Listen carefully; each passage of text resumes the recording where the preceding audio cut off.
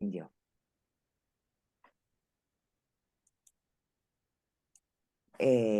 Desde el 2010 al 2020. Máster de Estudios Avanzados en Antropología Social y Cultural en la Universidad Complutense de Madrid 2017-2020 y grado en Antropología Social y Cultural. Tiene publicaciones como La personalidad dogmática en agresores en violencia contra la mujer, perspectiva antropológica y psicosocial de la construcción social de la desigualdad en el 2019, la categoría del paciente desestimado en la urgencia sanitaria en contexto de pandemia en 2020, tema bastante actual, en preparación y aceptado para la publicación, que ya nos contará si lo tiene ya publicado hoy, en la revista digital Ares, artículo, me lo tiene, Vida social y activismo online de las personas con discapacidad severa con enfermedades postvídicas. Artículo, la etnografía como recurso metodológico esencial en el trabajo de comunidades virtuales de pacientes aislados en el hogar, de encefalomielitis miálgica a la COVID persistente. En la Universidad de Castilla-La Mancha, artículo, tanatopolíticas contemporáneas, la degeneración de discapacidad, incapacidad en los contextos, en las enfermedades en disputa, contestadas o controvertidas.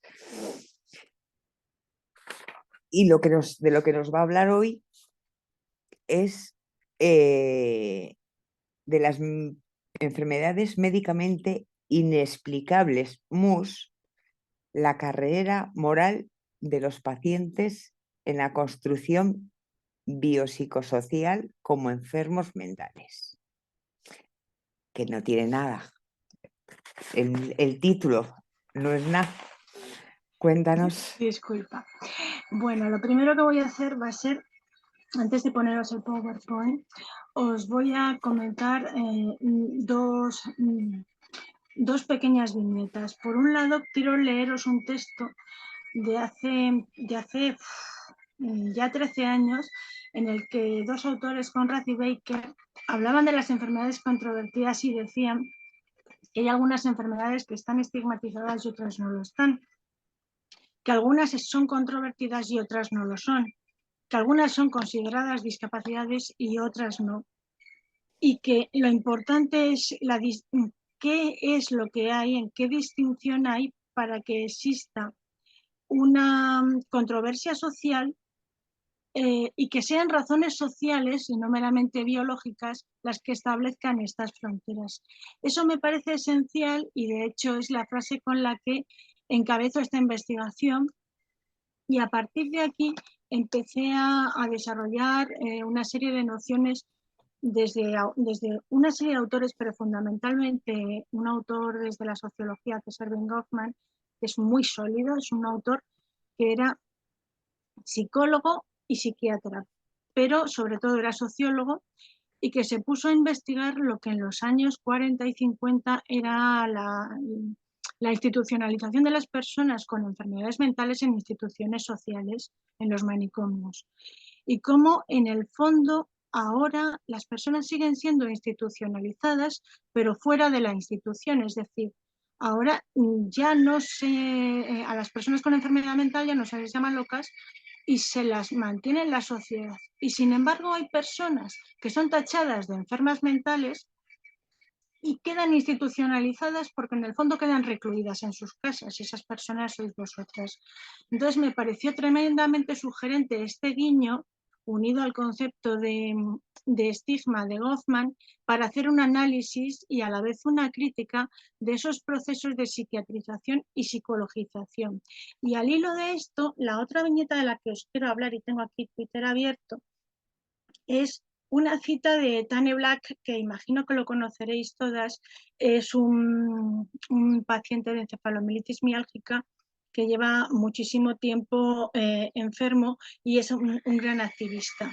Y me llamó muchísimo la atención este tuit que es del día 21 de octubre, en el que dice que las personas necesitan creer que la razón de que él esté enfermo es porque tiene un problema personal, que tiene creencias negativas, que está enfermo mental, pero que, o que necesita hacer ejercicio o que tiene incluso un conflicto religioso. Y entonces se pone a pensar, porque si ninguna de estas cosas es cierta, entonces nadie está a salvo.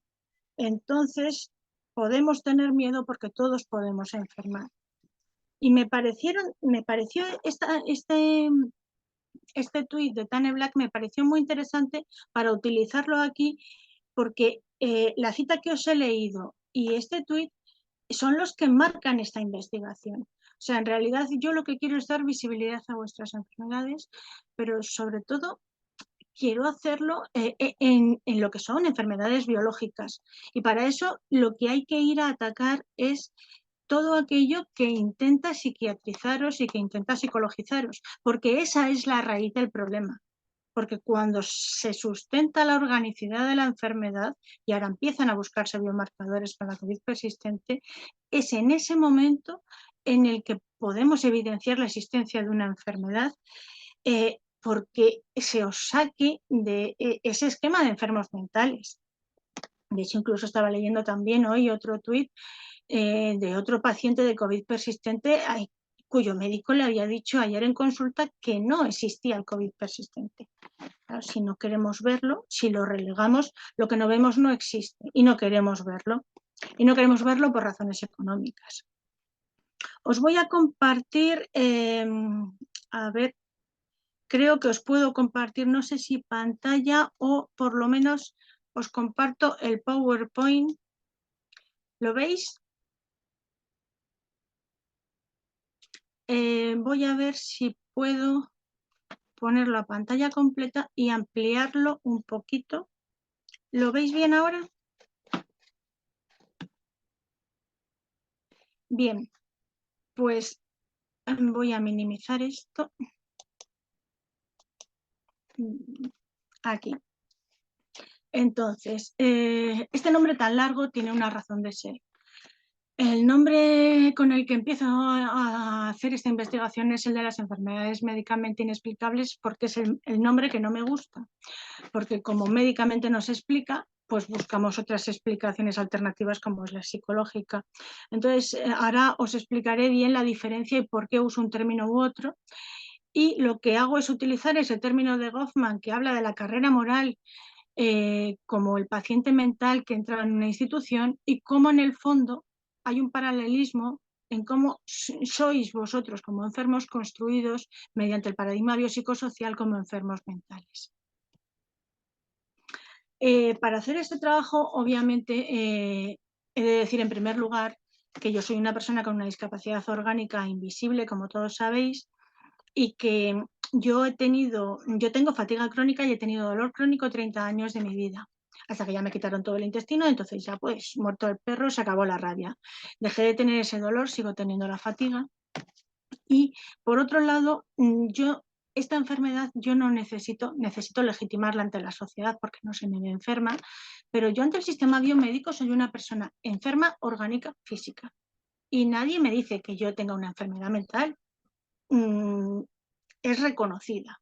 Entonces, mi pregunta sabéis que siempre ha sido ¿por qué? A mí sí y a vosotros no. Entonces, a mí eso me parece una desigualdad y las desigualdades en salud no se pueden consentir. Por eso mi investigación es una investigación propositiva para llegar a conclusiones, para conseguir cosas y en ese sentido es militante. Mi investigación se centra en los procesos de reconocimiento de discapacidad e incapacidad, pero yo no puedo estudiarlos en el aire, yo tengo que estudiarlos en personas y hay mucho dolor detrás de toda esa investigación. En esa escala que tenéis ahí a la izquierda podéis ver cómo vosotros estáis abajo del todo. Ese muñequito es la idea, representa la idea del que está un poquito más arriba, que es la discapacidad orgánica, pero la de la discapacidad orgánica que está en el segundo escalón sería la mía, porque está médicamente reconocida. La vuestra ni siquiera, y por eso está al final de la escala. Y luego obviamente está la discapacidad provocada por la ancianidad y las discapacidades visibles, las sensoriales y las físicas. Eso es una escala, esa escalera es una gradación, porque cuando tú piensas en discapacidad siempre piensas en un ciego, una persona en silla de ruedas. Y todo lo que no sea eso, una persona mayor, hace que tengamos que legitimarnos ante la sociedad porque no nos ven, pero vosotros además tenéis que hacerlo ante el sistema biomédico.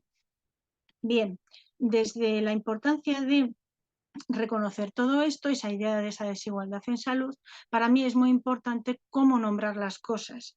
Sabéis que yo nunca hablo de fibroniebla porque es un deterioro cognitivo.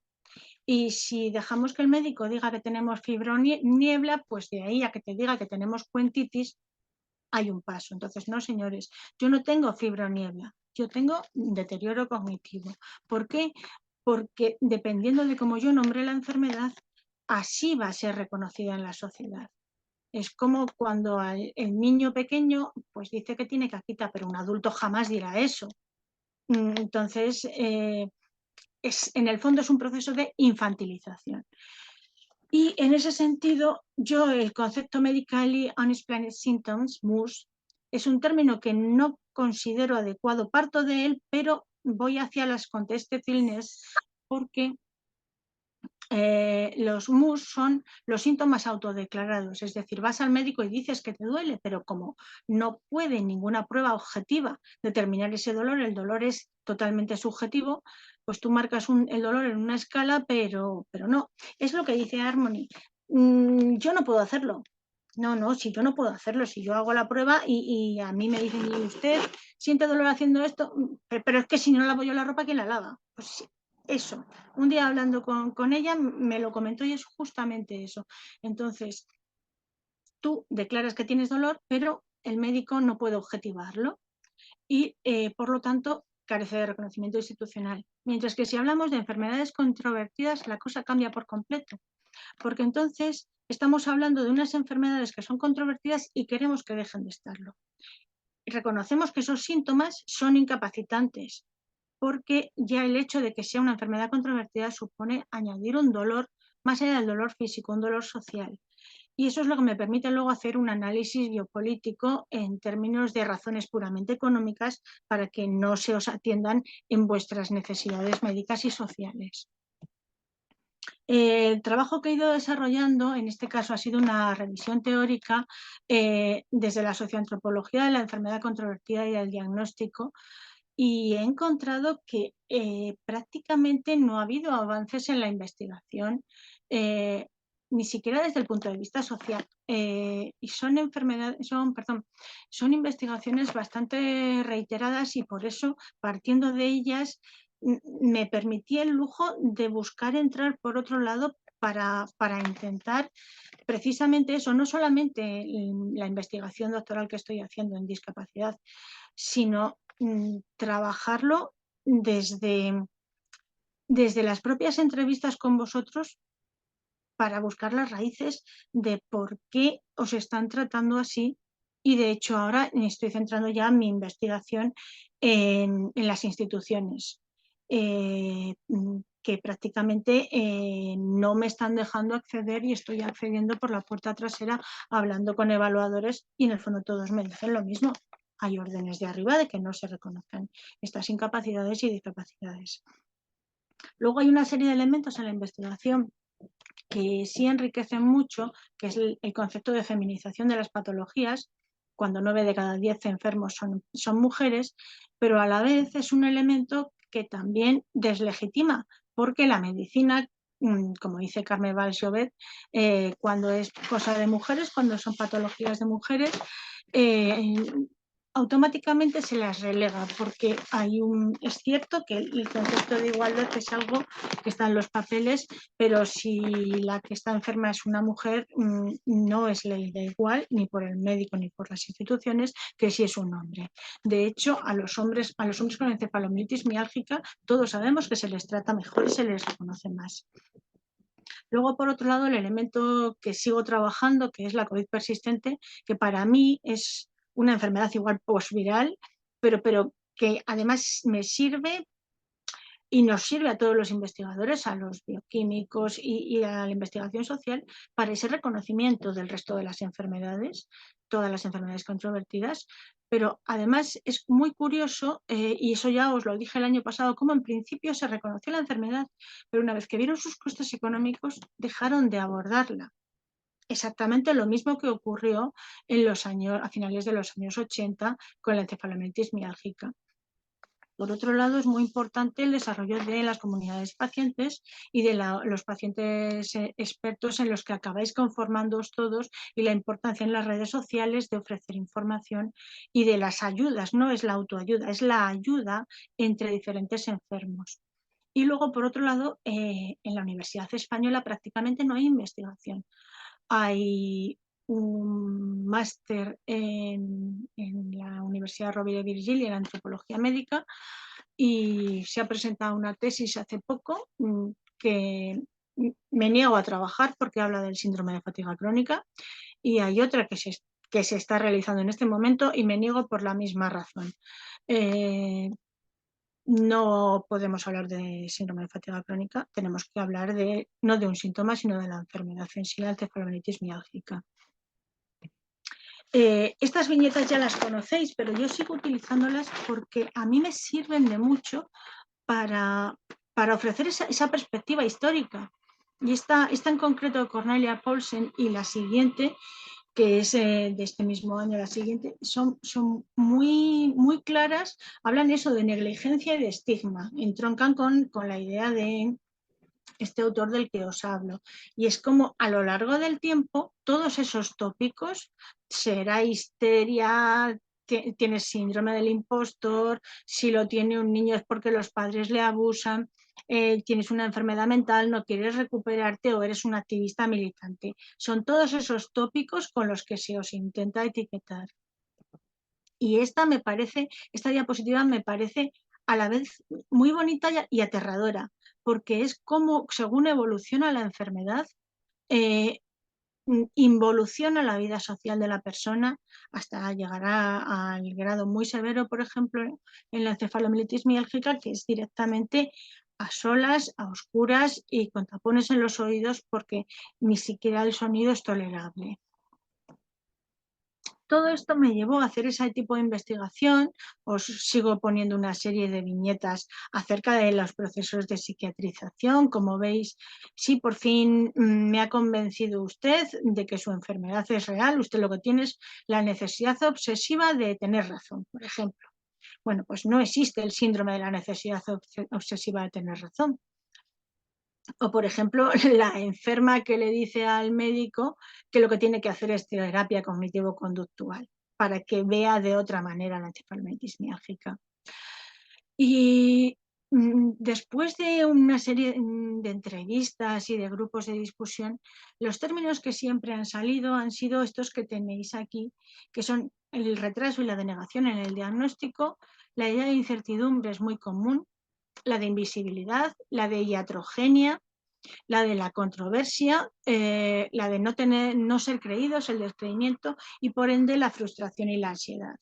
Y esto, desde el punto de vista de categorías de análisis, sería pues eso, la desacreditación, el estereotipo y el prejuicio y el estigma en términos de psicología social.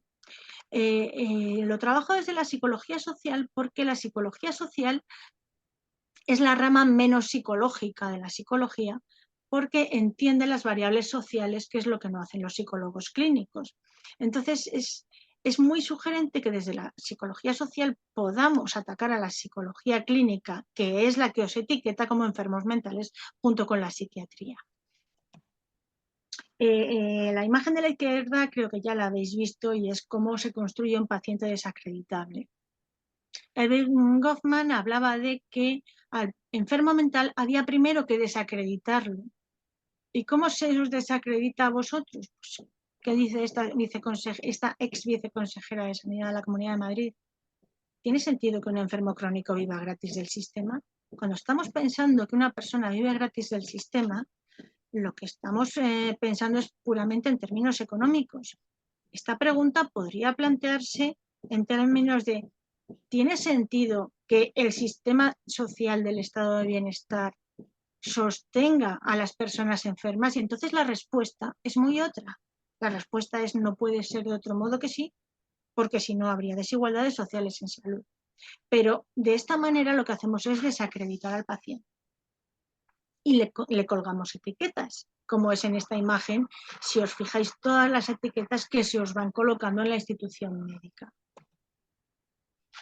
Por otro lado, a la hora de construir al paciente desacreditable, hablamos de que como enfermos todos tenemos una identidad de persona enferma, pero hay personas enfermas que tienen esa identidad y por ejemplo, si te falta una pierna, esa identidad va contigo siempre, pero a lo mejor estás tumbada en la cama y no la sientes tanto. Cuando te mueves es cuando la sientes. Si como yo tengo mi identidad de persona enferma cada vez que tengo mis múltiples ataques de diarrea o tengo fatiga, sobre todo al final del día, fatiga crónica. Pero es una identidad que en determinadas personas va y viene. Cuando tienes dolor crónico, esa identidad es fija, no cambia para nada porque el dolor es 24/7. Por otro lado, tenemos este famoso modelo biopsicosocial que en origen creó un autor que se llama Engel en los años 70 para entender de una manera holista la relación cuerpo-mente, que es una relación que existe porque no somos solo cuerpo, tenemos mente, somos seres pensantes, pero sin embargo la psiquiatría en los años 80, que estaba en crisis, pues decidió que tiraba de este modelo para no hacer un análisis biopsicosocial, sino solo psico, y buscar ahí una cartera de clientes. Y esto, por ejemplo, se construye en dos momentos clave. En el año 88, después del brote de encefalitis miálgica en la gota Howe, en el que se le cambia el nombre a la enfermedad y se la denomina síndrome de fatiga crónica, un nombre deplorable. Y el otro momento es en la sociedad ultraliberal de principios del siglo XXI en Inglaterra, cuando el gobierno británico lo que hizo fue en 2001 convocar 3 reuniones, 2001, 2002 y 2003. La primera de ellas fue en Woodstock y fueron de las que surgió el PACE Trial. En estas reuniones se presentó una información que te pone los pelos de punta. En España tenemos un sistema de pensiones en el que cuando una persona tiene una incapacidad laboral, la pensión la paga el Estado. Pero en prácticamente todos los países fuera de España, eso no lo paga un Estado, eso lo paga una aseguradora. Y entonces las aseguradoras todos sabemos cómo operan y lo que hicieron fue hacer un análisis porque cuando una persona tiene una enfermedad orgánica y tiene una incapacidad, se paga durante toda su vida esa incapacidad. Pero si tienes una enfermedad mental, solo se pagan 2 años. Entonces interesaba que las enfermedades controvertidas fueran mentales porque los sistemas de pensiones a través de aseguradoras dejaban de pagar al cabo de 2 años la incapacidad de las personas y las dejaban a su suerte. Ese es el concepto de la enfermedad gestantemente. Y la culpabilización y la estigmatización.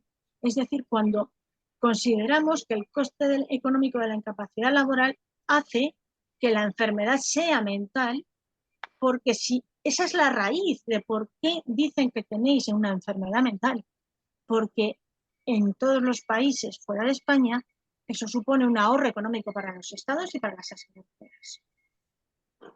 En el fondo, esto lo que hace es meter las enfermedades, como digo yo, debajo de la alfombra y a partir de ahí las enfermedades no existen, no se ven y están en tu mente. Y es esa vieja idea de que lo que está en tu mente es lo que estás pensando. Entonces puedes tener unas distorsiones cognitivas, puedes estar pensando en la enfermedad de un modo insano y que estás enfermo físicamente porque no estás bien. Y esto es contra lo que hay que luchar. Esto lo que da lugar, esa forma de pensar, lo que da lugar es a unos procesos de psicosomatización, de los que todas habéis oído hablar, en los que En origen, en la época de Freud, se llamaba histeria, luego se llamaba trastorno de conversión, cuando en realidad los trastornos de conversión incluyen elementos religiosos y además uso de psicotrópicos, y en vuestro caso ni lo uno ni lo otro, y ahora se llaman los FND, el desorden neurológico funcional. Por eso el concepto funcional hay que cogerlo con pinzas, porque funcional es cierto, funcional significa orgánico, pero cuando funcional está añadido a desorden neurológico no significa orgánico. Significa que lo orgánico está mediado por un problema mental, porque pasan del neurológico a lo mental. Ahora os lo explico. Y esto supone cuestionar a esa persona enferma orgánica como alguien que tiene una enfermedad mental. No tiene salud mental adecuada y por lo tanto la culpa es tuya. Estas son las creencias irracionales de la enfermedad. Si tú estás creyendo que estás enfermo y que no te quieres curar, no te curas porque estás pensando que no te quieres curar. Fijaos la perversión en los procesos de psicosomatización. Y esto es lo que os decía antes, el concepto del dualismo mente-cuerpo. Porque el cerebro físicamente es el cerebro órgano y luego está el cerebro-mente, es decir, la forma de pensar. Y ahí lo que se hace es confundir las cosas. Porque, por ejemplo, nuestro cerebro órgano, ante una situación de estrés, dispara las alarmas, lo que hace es que genera una secreción de adrenalina. Por ejemplo, muchas personas en una situación de estrés de repente les produce diarrea. Pues imaginaos yo con toda la que tengo normalmente, más. Pero eso es algo producido a nivel fisiológico en el cerebro órgano. Sin embargo, cuando un psicólogo o un psiquiatra te dice que ese estrés está producido por el cerebro-mente, por los pensamientos irracionales, ahí tienes el elemento perfecto para psicosomatizar. Precisamente, entonces, ahí hay que distinguir y explicarles, no señores, no es una cuestión del cerebro-mente. Se están haciendo investigaciones en encefalomielitis miálgica y en fibromialgia de afectación neuronal. Y la afectación neuronal es en el cerebro órgano, no en cómo pensamos, no en el cerebro-mente. Y finalmente, el último elemento de esta perversión es los procesos de psiquiatrización, porque salvo el psicólogo clínico que sí que puede prescribir medicación, normalmente son los psiquiatras los que la prescriben, y ahí tenemos la relación perfecta entre un psiquiatra que prescribe psicotrópicos y mantiene al enfermo anestesiado y las farmacéuticas que venden psicotrópicos a truchos. Por lo tanto, ese hablar de la carrera moral del paciente controvertido desde Erving Goffman, en el fondo es hablar de un círculo perverso. Como veis, a la derecha está ese esquema del que yo siempre hablo, y es que no es la enfermedad mental la que produce la sintomatología no visible, sino que es esa sintomatología no visible, falta de diagnóstico, dolor crónico, incomprensión biomédica y social, todos esos elementos son los que al final deterioran a la persona y le acaban produciendo ansiedad y estrés, entendidas como enfermedad mental. Pero no es una cuestión de enfermedad mental en el sentido tradicional, porque es que hay médicos que incluso te dicen, es que estás loca, es que tú no tienes COVID persistente porque eso no existe. El COVID persistente está en tu cabeza, por ejemplo. Por eso hablo de esos procesos, por un lado de psicologización y por otro lado de psiquiatrización, porque son las dos disciplinas, la psicología clínica y la psiquiatría médica, de modo que todas esas patologías que no tienen biomarcadores son automáticamente adscritas a la somatización. Yo presumo que tú tienes una somatización, que tú tienes una enfermedad mental y por lo tanto te etiqueto como enfermedad mental. Y todos sabemos que cuando a una persona se la etiqueta como enfermedad mental es muy difícil quitársela. Y todos sabemos que cuando tenemos una baja médica y se nos acaban los 18 meses, nos van a volver a mandar a trabajar, nos morimos de dolor y además físicamente estamos muy mal y no podemos prácticamente ni movernos, nos agarramos al clavo ardiendo del médico de cabecera que dice que puede dar una baja por depresión. Con lo cual, los propios enfermos, como último mecanismo acaban incidiendo en la idea de enfermedad mental, porque realmente sí, pueden llegar a desarrollar una depresión, pero es una etiqueta que luego el sistema va a utilizar para describir la enfermedad orgánica como una enfermedad mental. Por otro lado, el tercer elemento que en esa carrera moral de la que habla Erving Goffman sería lo que es eso que yo os he dicho al principio, la institucionalización fuera de la institución mental. Es decir, personas que no tienen una enfermedad mental, pero que llevan esa etiqueta, al final acaban aisladas del sistema médico y del sistema social en sus casas porque no pueden prácticamente ni realizar una vida social. Y además se les ha estado prescribiendo desde el PACE Trial hasta que por fin se eliminó, y ojo que han tardado luego en quitarlo, y todavía siguen intentando aplicarlo.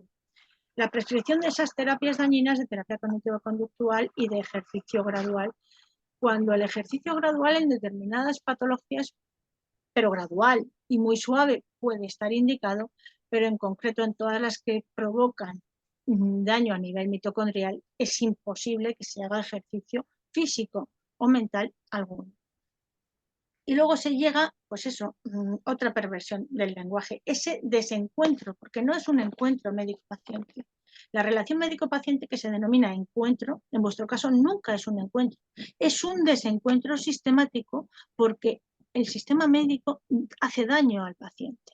Le hace daño con las terapias, le hace daño con esa forma de aislamiento y le hace, en el fondo, daño incluso con el etiquetado diagnóstico. No sé si recordáis este esquema es de diciembre de 2021, ya lo he usado antes, pero este esquema es brutal porque este documento sigue vigente. Y sigue vigente desde diciembre de 2021 y desde el verano de 2022, además, el COVID persistente ya no está siendo reconocido. No se hacen PCRs para no reconocer que has pasado una infección que te provoca un desarrollo de patología posviral.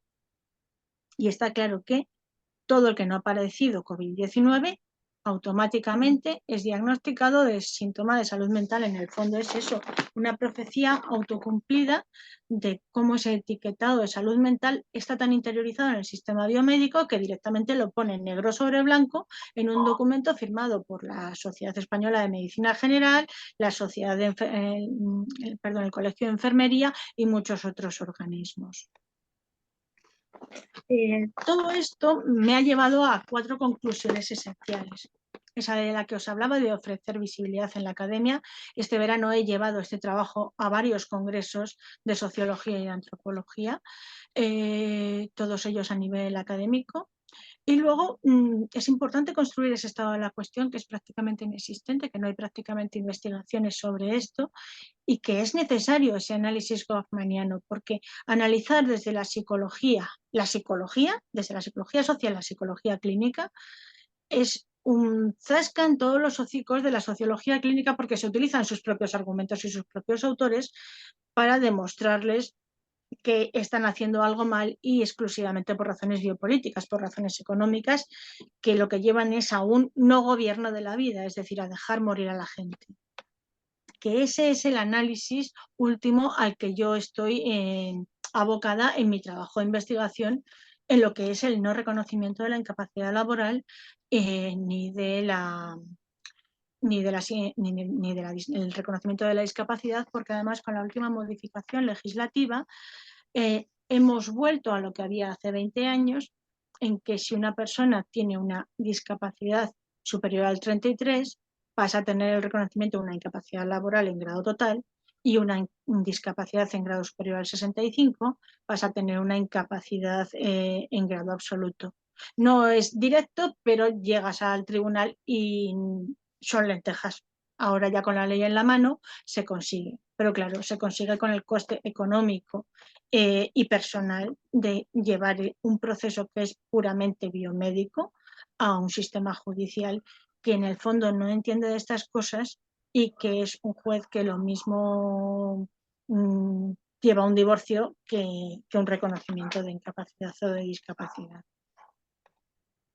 En estos minutos, todas las preguntas que me queráis hacer, estoy a vuestra disposición. Dejo de compartir.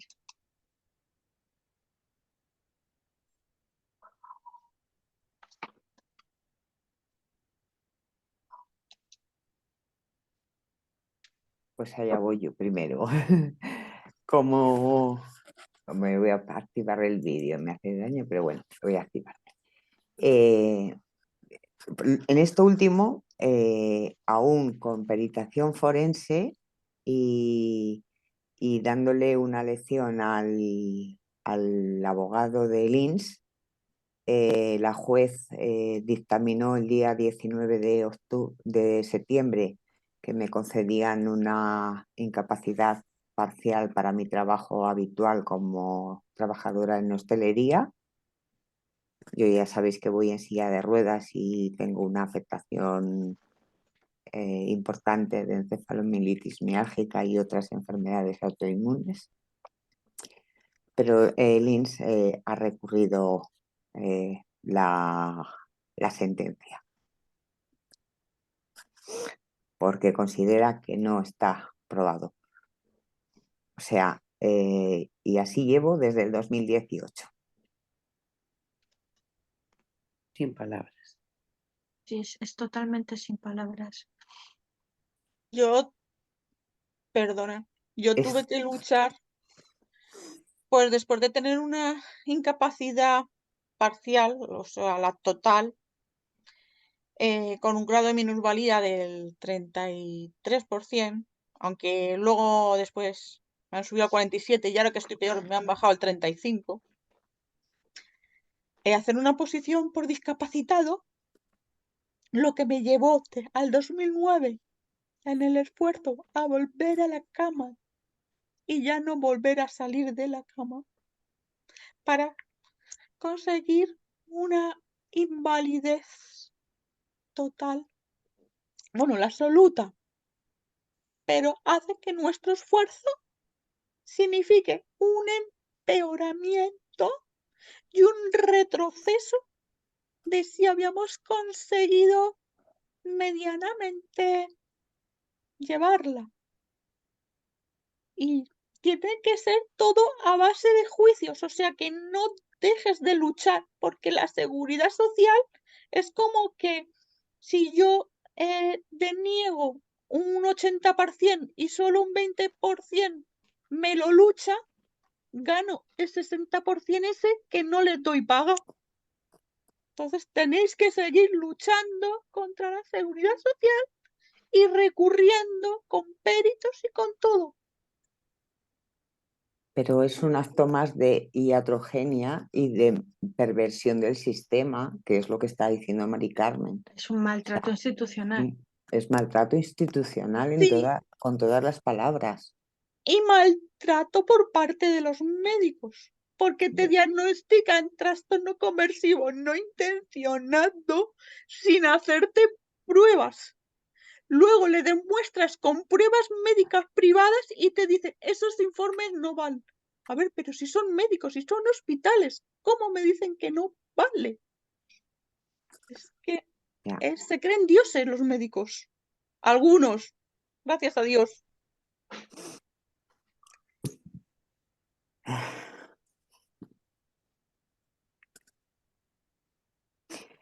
¿Visos de cambiar, Mari Carmen? Eso es de cambiar, yo francamente no veo. O sea, veo que más que desde la investigación social vamos haciendo pasos, pero desde la investigación biomédica y desde el carácter global de la pandemia es desde el que sí es posible acceder a un mayor número de personas para reconocer la enfermedad. Hasta 2020 la gente no había oído hablar de la encefalomielitis miálgica. Y ahora con tal volumen de personas con COVID persistente, que en el fondo es, o sea, si hablamos de enfermedades posinfecciosas y autoinmunes, englobamos a todas, pero eso es lo que está permitiendo dar visibilidad. Por eso el año pasado os presenté un trabajo sobre las luchas entre unos grupos y otros, en el quítate tú que ya me pongo yo, y no se trata de eso, de lo que se trata es de que todos podamos unir, de que entre todos la investigación aumente, pero es una oportunidad y es una oportunidad que hay que utilizar. De suyo irá luego los reconocimientos, pero tenemos el choque, la potencia que ha tenido el Peace Trial desde 2008 en Inglaterra y que ha llegado a todo el mundo. Es que literalmente ha sido la colonización del Peace Trial en todo el mundo para implantar terapias dañinas. Entonces, Sí, porque era muy conveniente claro, económicamente para los países y los sistemas. claro, si la cuestión es esa, la cuestión es una cuestión meramente biopolítica. Si vemos que la enfermedad es orgánica, tenemos que reconocer una enfermedad orgánica. Y ojo, entonces podemos tenerla todos.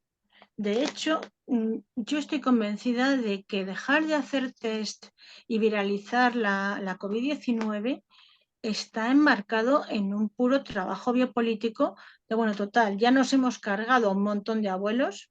O sea, es que literalmente, en términos políticos, es así. El sistema de pensiones ha mejorado porque han fallecido un montón de personas. Y son números, para ellos son números. Entonces, si la enfermedad se ha llevado la vida de personas con patologías por delante, les da absolutamente lo mismo. Las instituciones de poder de todos los países, no solamente las nuestras, no se reúnen en el grupo permanente de lo que sea que se reúne en Bruselas a la vista, no, se reúnen de otras maneras. Y esto lo saben y lo tienen muy claro. Y todos saben que reconocer estas enfermedades supone un montón de dinero. Y no quieren pagar ese montón de dinero. Y cuando hablo de un montón de dinero, hablo de cantidades de dinero absolutamente obscenas. Entonces, el otro día estaba viéndolo en Twitter, no recuerdo quién lo puso, creo que fue Laura Cayuela, la que puso un tuit de investigaciones en 2014, cantidades destinadas a investigación, y creo que eran 2.000 y pico dólares, el equivalente, 2.000 y pico dólares para VIH, 5 dólares para encefalomielitis miálgica. No interesa investigar, porque en el momento en que estemos investigando y encontremos pruebas, en ese momento es como la esclerosis múltiple. La esclerosis múltiple era una enfermedad controvertida, hasta que de modo absolutamente concluyente se descubrió que había infección de Epstein-Barr. Y a partir de ese momento es una enfermedad totalmente legitimada, diagnosticada, tratada, paliativo, pero a partir de ese momento la enfermedad es reconocida socialmente y reconocida biomédicamente, que es lo que no tenéis vosotros. Bueno, Y esa es la gran desigualdad. esta mañana nos decía el doctor Mera Cordero que hay ya muchos posibles biomarcadores y sí que se sabe de muchas alteraciones mitocondriales y de marcadores que están ahí, que son inevitables, o sea, que son biológicos, que están alterados, que lo que menos se sabe es qué hacer con ellos para que mejoren y cómo abordarlo, pero que sí que se ven y que está claro y que es biológico y que hay mucha evidencia biológica ya. O sea que, pero eso lo tienen que llevar a la academia. Las claro, enfermedades autoinmunes y las enfermedades posvirales, posinfecciosas, no se imparten en la Academia de Medicina. claro. Entonces, los médicos directamente no te reconocen estas patologías porque no la han estudiado. Y eso de que el médico tiene que formarse durante todo su proceso de su vida laboral, eso es cierto en el médico que quiere hacerlo y es incierto en el que no le da la gana de hacerlo. Entonces, hay muchos médicos que no te reconocen estas enfermedades. Ojo, la cuestión es que ahora cuando la hija del médico fulanito desarrolla COVID persistente, anda, coño, ahora sí que es posible que exista esto, voy a investigarlo. Y eso es lo que tenemos que aprovechar, porque si a la hija del médico fulanito le ha pasado, entonces ya está a la misma altura que la señora esta que vino el mes pasado a decirme que tenía esto y la mandé a la mierda. Y entonces se repiensan, pero claro, tienen que repensarse todos los médicos y tiene que repensarlo los colegios de médicos. Y no te creas que lo hacen, mira la publicación, mira esta publicación que hicieron en diciembre del 21, Ya. la Sociedad Española de Medicina General. Ya. Esa es la cuñita que metieron los psicólogos. Yo estoy en grupos de investigación en los que lo primero que hago es, ojo, la psiquiatrización, la somatización, la psicologización, la justa. Y rápidamente me saltan todos los psicólogos y psiquiatras, no, es que es necesario, no. ¿Es necesario dar un tratamiento de apoyo? Por supuesto que sí. O sea, tienes dolor crónico y necesitas un apoyo porque es que te vienes abajo. Pero lo mismo que si tienes un cáncer, yo no veo la puta diferencia. Es que no la veo. Y en cambio los médicos te mandan al psicólogo con todos los parabienes porque tu etiqueta es depresión por cáncer. Y esa etiqueta mental es buena. Pero la etiqueta de depresión por lo que acaba de decir Juani, que no es voluntaria, pero que tiene un trastorno de conversión. Trastorno conversivo no intencionado. Y luego la neuróloga va y te dice, yo le digo, me da lo mismo el nombre que tenga. Yo quiero que me curen, que me pongan meter. Qué lástima, pero es que ningún neurólogo ni psiquiatra tienen conocimientos sobre eso ni saben tratarlo. Y yo ahora tengo informes donde tengo disautonomía, tengo neuropatía de fibra fina, y ahora ¿qué hago? Voy a su puerta y le pongo, tengo este diagnóstico, y me dirá, no, no vale porque no lo ha hecho la seguridad social, como me dijo el jefe de medicina interna del Hospital San Juan de Alicante, que los informes privados no valen. A ver, pero si es mi cuerpo, es mi misma sangre. ¿Cómo no puede valer si un laboratorio utiliza mi sangre? Es otra perversión más, Es otra más. porque eso supone reconocer lo que la medicina privada diagnostica y hace mucho daño, porque la medicina privada es un negocio y por lo tanto hace una investigación que no hace la medicina pública, pero es que además, claro, hay una serie de médicos que, aparte de tener un nicho de mercado de trabajo, es que ven que existe una enfermedad y que hay una serie de pruebas con las que esa enfermedad se puede diagnosticar, que no es tan difícil hacer una mesa basculante. Pero que además tienen el doble juego de que están en la pública por la mañana y en la privada por la tarde.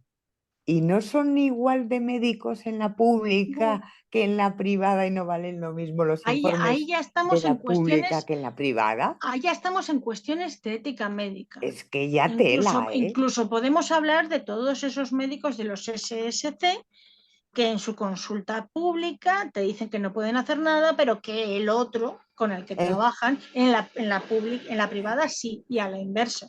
Sí, eso es. Esa es la historia y dices, bueno, es que ¿dónde esto es está una la suma de ética y la perversiones? estética además también?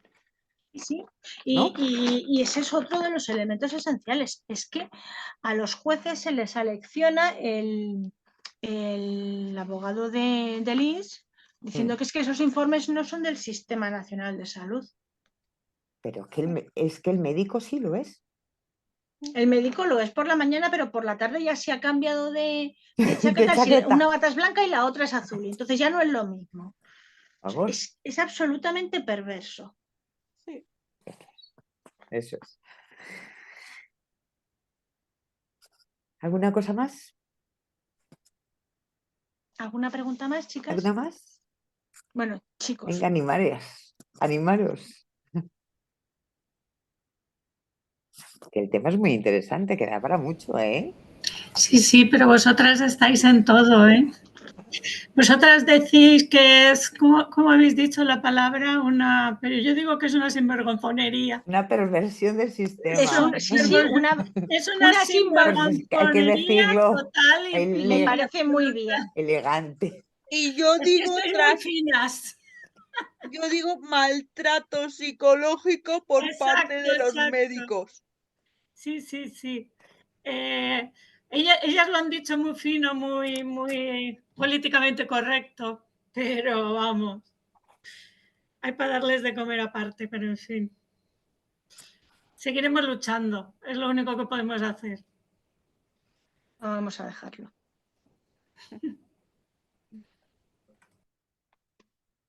Bueno, Mari Carmen, pues muchísimas gracias. Nada, si no os corazón. animáis nadie más, ya sabes que esta es tu casa, que contamos contigo siempre, que te seguimos, que seguimos todo tu trabajo y que nos encanta tenerte porque dices las cosas como son, que hablas claro y es algo que a este colectivo en particular pues nos hace mucho bien.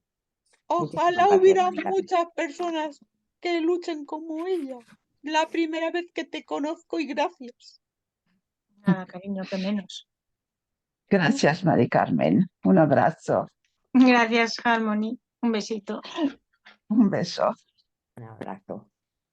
Mira, Bueno, aquí en Argentina ni siquiera está reconocida la fibromialgia como una enfermedad. Todavía no tenemos nuestra ley de fibromialgia. Eh, somos maltratados psicológicamente. eh, es violencia de género también, porque se piensan que uno va al hospital o va al médico porque no tiene nada que hacer, porque te tratan de mentirosa, de que estás somatizando tus problemas al punto de que la mentira es tan grande, tan intensa que uno se la termina creyendo y termina generando su propio dolor en su cuerpo, ¿no? Entonces eso es violencia porque nos están maltratando, nos están humillando, faltándonos el respeto, no somos medicados como corresponde, ni siquiera el médico se toma la molestia de mirarnos a la cara cuando uno va a la consulta. Lo único que te dicen, bueno, tómese esta pastilla y vuelva dentro de 3 meses. Y volvés a los 3 meses y te suman una pastilla más. En mi caso, yo ya llevo hace 17 años con fibromialgia. Actualmente consumo 450 miligramos diarios de pregabalina. Tomo tramadol, tomo corticoides, tomo antidepresivos porque lógicamente tengo que hacer tratamiento psicológico y psiquiátrico para que acompañe, ¿no? Para hacer el acompañamiento de la enfermedad, porque es muy difícil convivir con el dolor. Actualmente, hoy por hoy, estoy con un episodio de dolor muy importante. Llevo ya 3 días y 3 noches sin dormir y eso yo no me lo invento. Yo no lo estoy inventando, es una situación que la estoy padeciendo, que la sufro hace 17 años y que ni siquiera nuestro gobierno, nuestro Estado, eh, nos considera a, a los pacientes fibromiálgicos como que tenemos realmente una enfermedad, sino de que es todo psicológico y no es psicológico. El dolor existe, es real y vivo en nuestros cuerpos. A nadie le gusta estar así, como me encuentro, por ejemplo, hoy yo, ¿no? Que llevo ya 3 días y 3 noches sin dormir, porque me duele todo el cuerpo, porque no puedo conseguir una posición en la cama, porque no puedo conciliar el sueño, porque mi cabeza no para de pensar y porque me llenan de psicofármacos.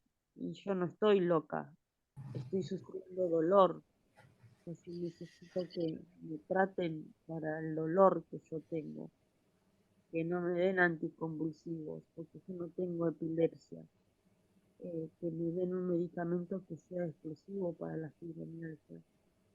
Eh, Eso actualmente nosotros aquí en Argentina nos encontramos luchando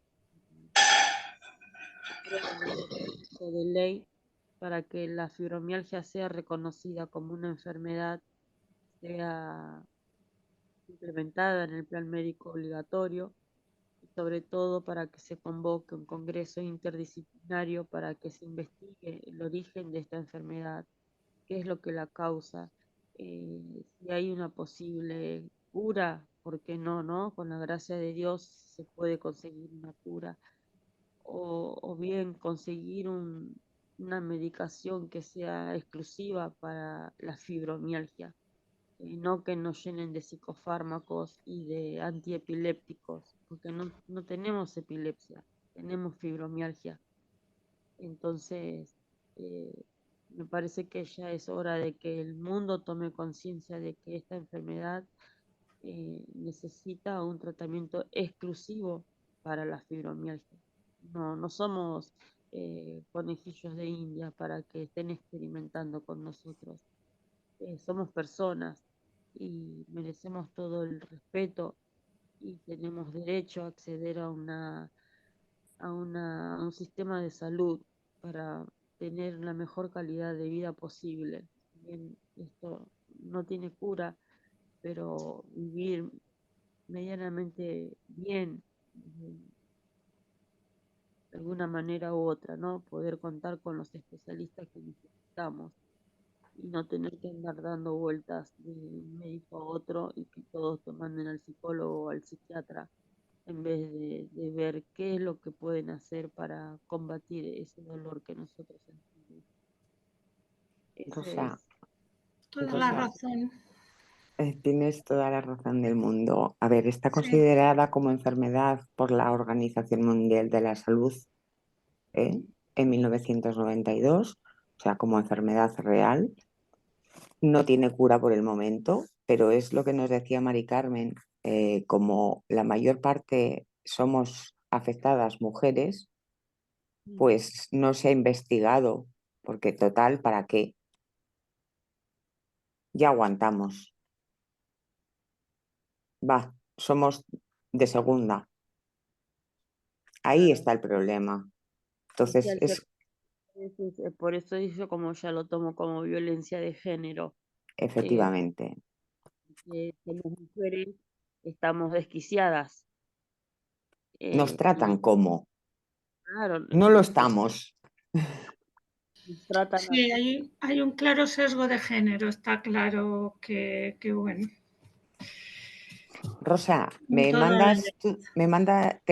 tengo tu correo electrónico, me pongo en contacto contigo y miramos a ver cómo podemos hacer algo en Argentina, ¿vale? Si Bueno, podemos perfecto. crear alguna sinergia y nos podemos ayudar. Muchísimas gracias. Le agradezco de todo corazón. A ti por apuntarte a estas jornadas, a este congreso. Gracias. Mira, yo, perdona, estoy en contacto, creo que es una doctora argentina y por ese bies intentaremos hacer algo. Creo que es argentina. Sí, Fíjate que sí, llevo tiempo sí hablando es, con ella, sí es ¿perdón? Harmony, que sí, Ah, que sí que es. vale. Bueno, pues a través de ella Abriremos una intentar. línea por ahí, Sí, a ver cómo sí, sí, hacemos, ¿vale? sí, sí. Venga.